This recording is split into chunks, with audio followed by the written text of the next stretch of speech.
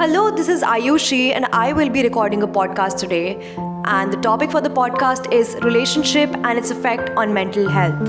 I will be addressing a few questions to which the answers would be given by our guest, Miss Janvi, who is a fellow student in TIPS University and who is 19 year old. And I will be asking her questions related to family relationship, and I hope she answers them well and explains us what problems she has faced and how she has been able to cope up through them.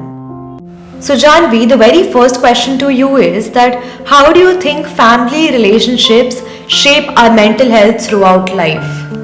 So I think that family relationships are the basic core, you can say, where you start to learn about emotions or even your intelligence and everything. So it is like ki from the childhood you are being taught in a specific way throughout, like whatever your family does, whatever your family teaches you, however they behave, it somehow affects you and your emotions and your behavior also.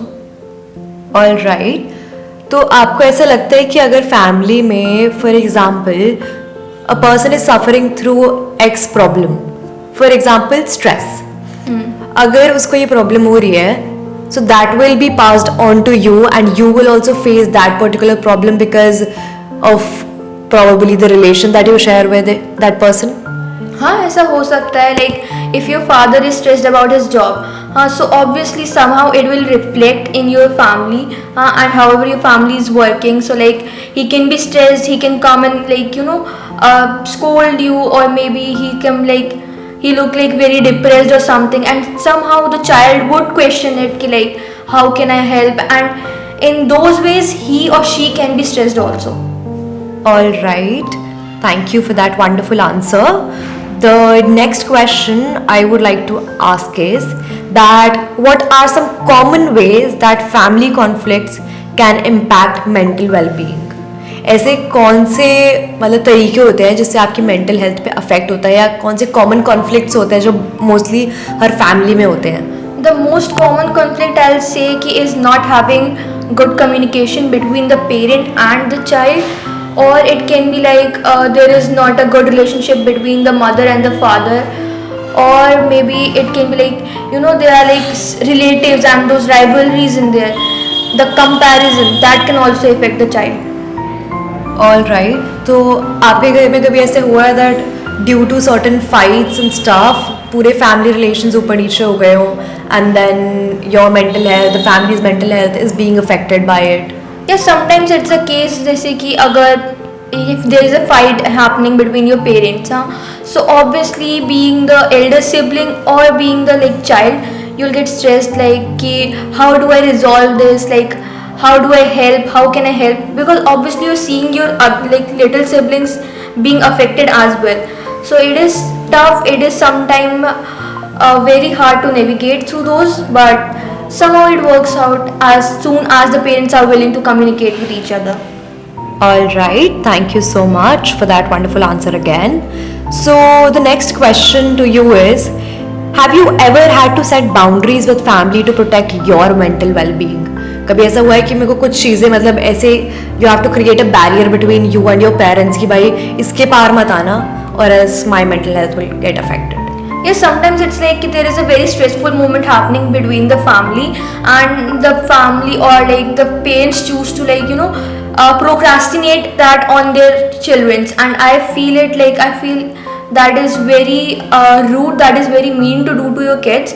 So I always try to set boundaries with my parents that if they are in a stressful environment, if they are feeling stressed, so they should not procrastinate it on me or my siblings at all, so that our mental health would not be affected.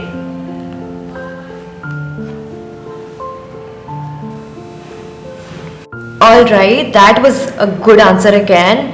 So we would like to move on to the next question, that is कि आपने ऐसी क्या strategies अपनाई होंगी that you found very helpful in maintaining your mental health?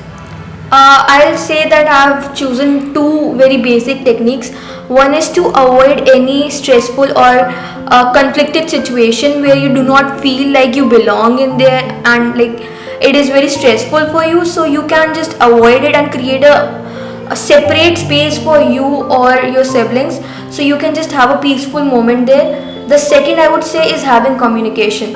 If you cannot communicate well with your family or with your family members, there will be conflicts, there will be daily conflicts, because communication is the basic thing. Unless until I'm expressing how I'm feeling, my parents wouldn't know, and vice versa goes to them. All right, I do understand what you're trying to say. Let's move on to the next question, that is, how do you handle a situation wherein you are overwhelmed or mentally exhausted? Do you get onto your parents and say, or probably scream at them, shout at them, or do you try to handle it with calm and not lose your calm? Unless until I'm being like, मुझे कहा ना जाए, मुझे छेड़ा ना जाए, like unless until they are trying to like me, trying to poke me, like कि you just have to argue with them, you just have to tell them. Unless until that, I prefer being calm and very in my space, not going front and just starting an argument without any reasons. Alright, so for you, it's like setting your boundaries so that they cannot penetrate it so easily, and obviously respecting the fact that yes, I have my own space and I need that, because after all, I'm a human being, I do get exhausted. Unless until they are interfering in my space, I prefer being very calm with my overall emotions also. Alright, got your point. So the next question is, how do you feel when communication breaks down in a relationship?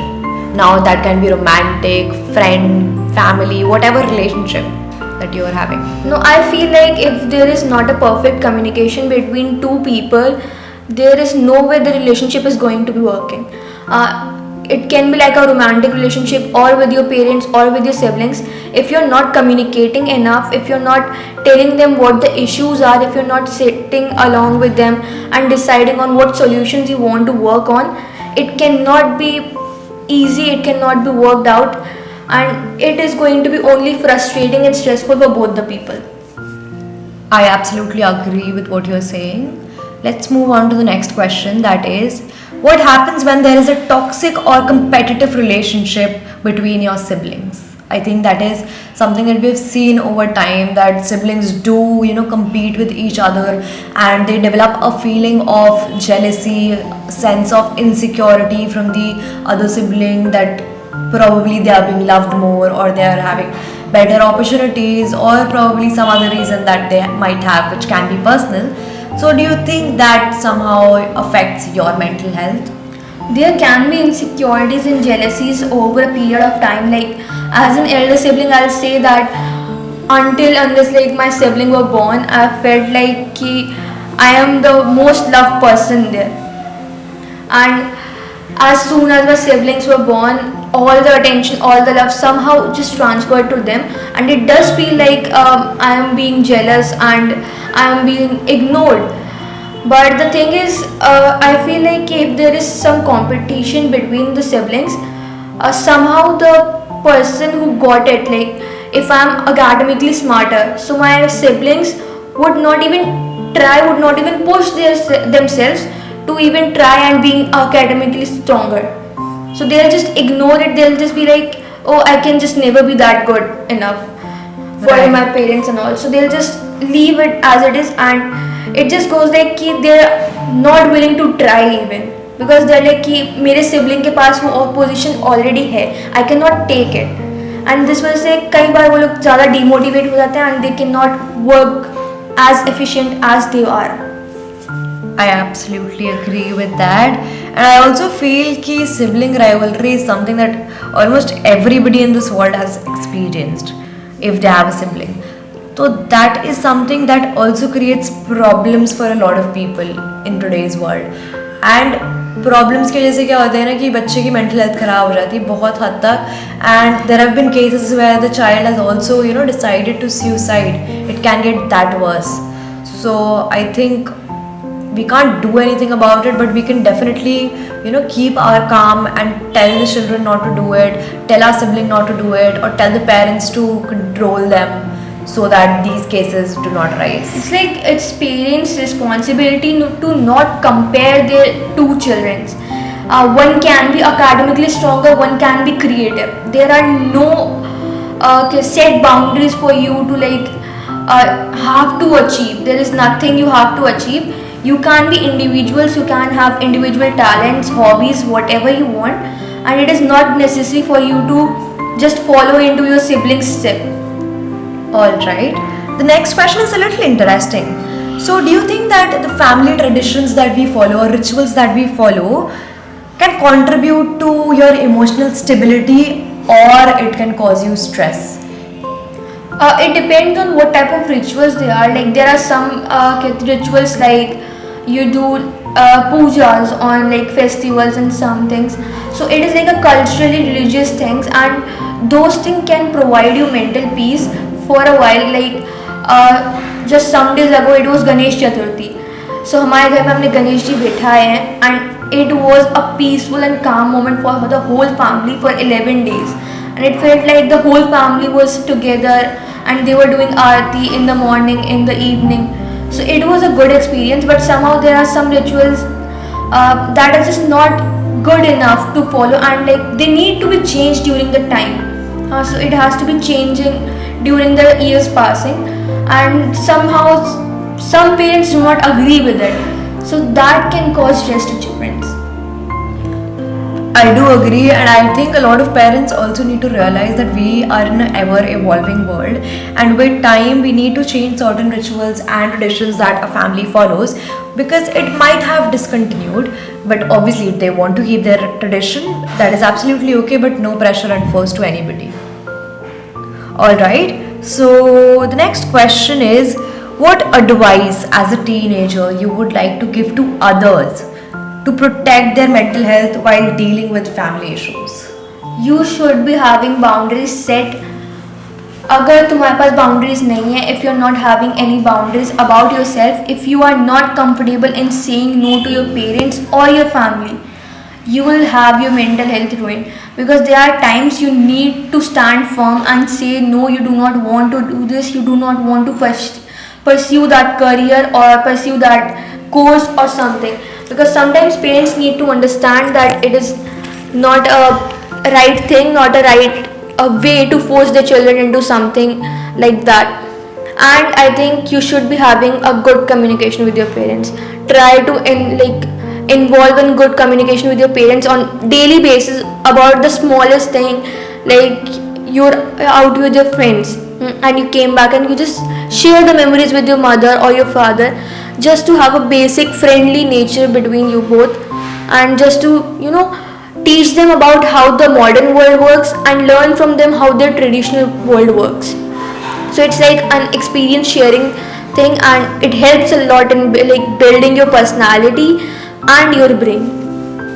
Alright, so one last question to you is, how can family therapy help, if needed, for improving mental health for everyone in the family? And do you think that it can help, or do you think that basics like communication, bonding and spending time with your family are enough? Because I feel कि therapy वगैरह should be taken, but in very extreme conditions, when you know that things cannot be mended in the right ways.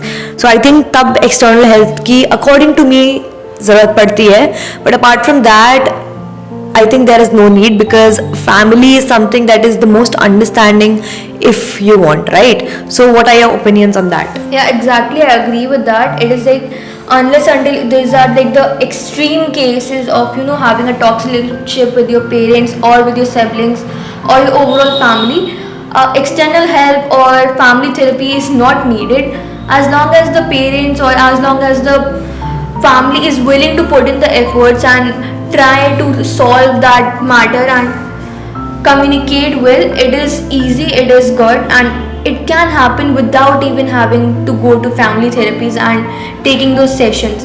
But again, in extreme conditions they are needed. You need to have family therapies if you are in an extreme condition of stress and toxicity in your life or in your family.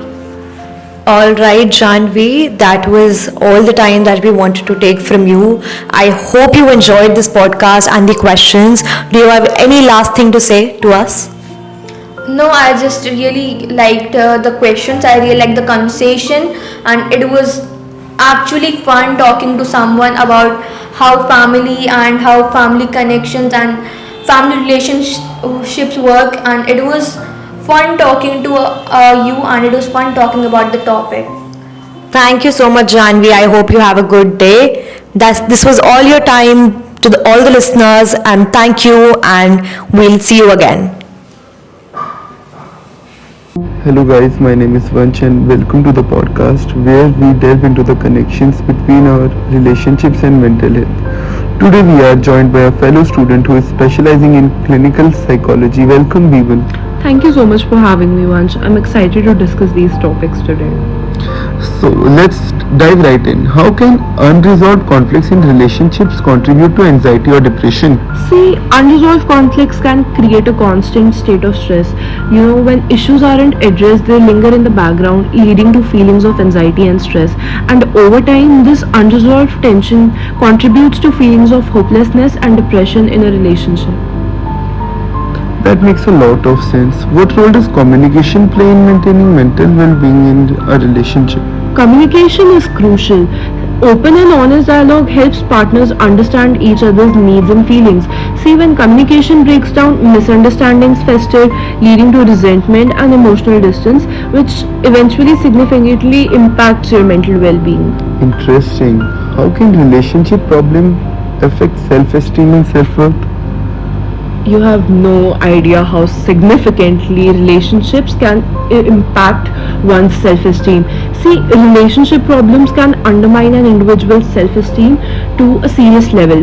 Constant conflicts or criticism can lead to someone question their value and abilities, making them feel inadequate and unworthy of themselves or the love they receive. This erosion of self-worth can have broader implications for mental health. Oh. Are certain type of relationship issues more damaging to mental health than others? Absolutely. Issues like emotional abuse, infidelity, or chronic conflict can particularly be a little more damaging. They often create a cycle of trust issues and can lead to severe emotional distress, impacting mental health more profoundly than typical disagreements. Speaking of that, how do toxic relationships lead to long-term mental health challenges? Toxic relationships can create a persistent sense of fear and instability. See, over time, this can lead to chronic anxiety, depression, and in worst cases, even PTSD. The emotional scars from such relationships can linger long after the relationship ends, affecting future interactions, of course.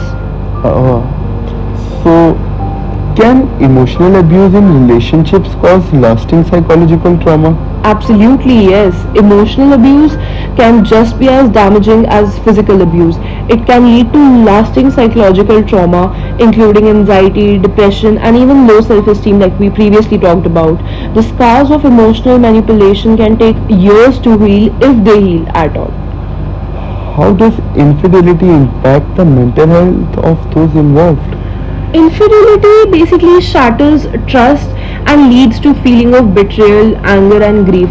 For the betrayed partner, it can trigger anxiety and depression, while the unfaithful partner may struggle with guilt and shame. See, it affects both the parties. Both parties can experience significant mental health challenges as a result of infidelity. So, what are the mental health consequences of prolonged relationship stress? Prolonged stress in a relationship can lead to chronic anxiety, depression, and even physical health problems in few cases. It can disrupt your sleep patterns, appetite, and lead to general decline in well-being, creating a vicious cycle of mental health decline, basically. How can past relationship traumas affect current relationships and mental health? Past traumas can create patterns of behaviors or emotional triggers, that affect current relationships. Individuals may unconsciously replicate past dynamics, leading to anxiety and conflict. It is essential, to address these issues for a healthier relationship and to move forward. So, what role does the attachment style play in a relationship satisfaction and mental health? attachment styles, I tell you, significantly influence how individuals relate to their partners basically. See, those with secure attachment styles tend to have healthier, more satisfying relationships, while those with anxious or avoidant and even disorganized may struggle, leading to anxiety and dissatisfaction in their relationships and thereby impacting their mental health, of course. So, how does chronic relationship conflict influence sleep patterns and overall mental well-being? Chronic conflict can lead to heightened stress levels, making it difficult to relax and sleep. And poor sleep can exacerbate when mental health issues, creating a feedback loop where lack of rest worsens conflict and vice versa. In what ways can unresolved grief from a breakup manifest as mental health issues? Unresolved grief can lead to prolonged sadness, anxiety, and difficulty moving on. And it can affect your self-esteem and cause individuals to fear future relationships, leading to isolation and further mental health challenges. Okay. How can relationship issues trigger or exacerbate anxiety disorders? Relationship issues often create stresses that can trigger or worsen the existing anxiety disorders. See, for someone already struggling with anxiety, conflicts can amplify feelings of panic and overwhelm, creating a cycle of anxiety and relationship distress.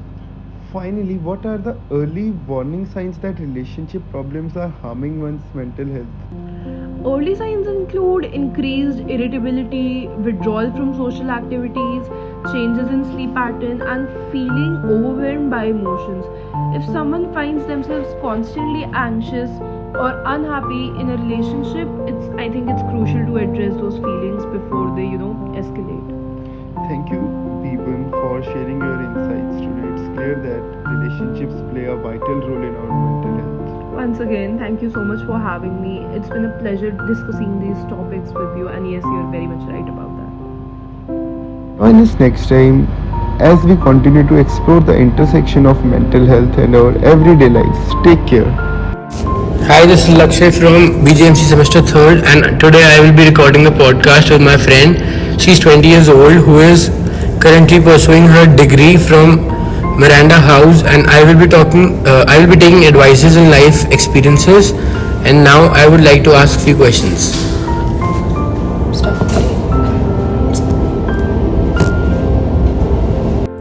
So the first question I would like to ask is, how do you think relationship in general affect your mental health?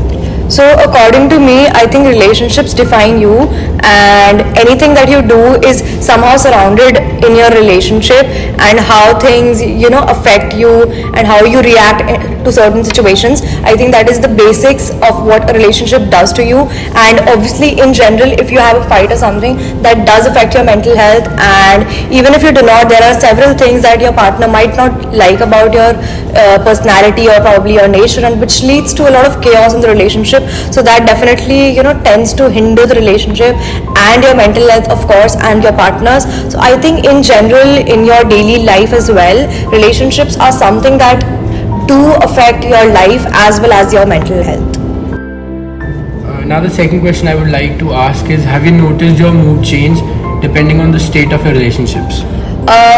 Lakshay, I think definitely that our mood is pretty dependent on the state of our relationship, because as I stated earlier, that even the smallest of fights can affect your mental health, and it does make up a reason to your mood swings, and definitely it spoils your mood as well as your partner's, or it can be a reason to also uplift each other's mood. And I think that is more than enough to define that yes, your relationship affects your mood and as well as your partner's. That was a wonderful answer. Now let's move on to the next question. What's the most positive way a relationship has impacted your mental well-being?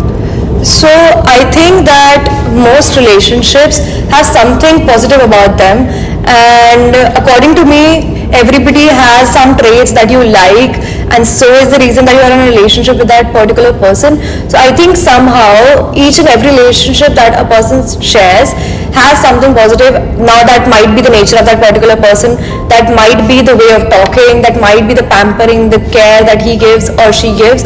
So I think all of these traits, when passed down to the other partner, gives you a sense of positivity and of course a motivation in your life to move on and to do things a little more positively. And I think this is something that is given by all the relationships. There might be toxic phases, but at the same time there is something, one or two things or maybe more, that do affect you positively as well. I do agree with you, and I think most of us have experienced something or the other positive in our lives which is due to our relationship with others. Now the last question is, has a difficult relationship ever caused you to feel anxious or stressed? How did you handle it? So I think that most of the relationships have this phase wherein you kind of get through the difficult times together, and it does give you anxiety and stress at times, but it also makes you stronger and helps you become a better person in life. And I think that all of this has been experienced by everybody and it makes you stronger. Again, I'd like to say that, and I have been dealing with it by talking it out, by communicating it with the other partner, or probably taking my own space that could help me feel better. So all of these are coping mechanisms for any stressful situation that you might face in your relationship. Hi, this is Lakshay from BJMC Semester 3rd, and today I will be recording a podcast with my friend Saksham. He is 22 years old, who is currently pursuing his degree from the Indraprastha College, and I will be taking advices and life experiences. And now I would like to ask a few questions. Now we will be focusing on our relationship with our friends, and the first question is, how important are your friendship to your overall mental health? My friendships are incredibly important to my mental health. They provide me with a support system that I can rely on during difficult times. My friends help me stay grounded, offer different perspectives and encourage me to take care of myself emotionally. I think friendships act as a buffer against stress, and having people who genuinely care about you really boosts you overall. I totally agree with you. And the next question is, what are some signs for you that a friendship is healthy or unhealthy for your mental well-being? According to me, a healthy friendship for me is one where both feel valued and supported. There's a mutual respect, trust and understanding. We can have fun together but also have deep conversations without judgment. I also think a key sign is when both friends make an effort to stay connected and are genuinely happy for each other's success. In contrast, an unhealthy friendship tends to feel one-sided. There's often emotional imbalance where one person is always taking and other is giving. If I start feeling anxious, drained or obligated to meet unreasonable expectations, those are red flags for me. Toxic behaviors like constant criticism and manipulation or lack of boundaries are also clear signs that the friendship is unhealthy for my mental well-being. Now the next question is, have you ever had a friendship that drained you mentally? How did you cope with it? Yes, I have experienced friendships that were mentally draining. It was tough because at first I didn't recognize how much it was affecting me. I felt obligated to stay in the friendships out of loyalty, even though it was taking an emotional toll on me. Eventually, I realized that I need to set boundaries. I distanced myself gradually, having an open and honest conversation about how I was feeling. In the end, it was about protecting my mental health and learning to prioritize relationships and that uplift rather than drain me. That was a very good answer. Now the last question is, do you find it easier to talk about mental health with friends or romantic partners? I would say it depends on the person, but generally I find it easier to talk about mental health with close friends. There is often a sense of shared understanding and history with friends, especially if they have been with me through different phases of life. With romantic partners, while it can be easier in some ways because the intimacy and closeness, there can be also added pressure to keep things balanced. With friends, the dynamics can feel more relaxed and less intense, allowing for more open conversations. Thank you. We are back with the interview, guys. We have Tanishq Gola with us. How are you, Tanishq? I'm good. How are you, Anj? So, Tanishq, please answer these questions which I'm about to ask you.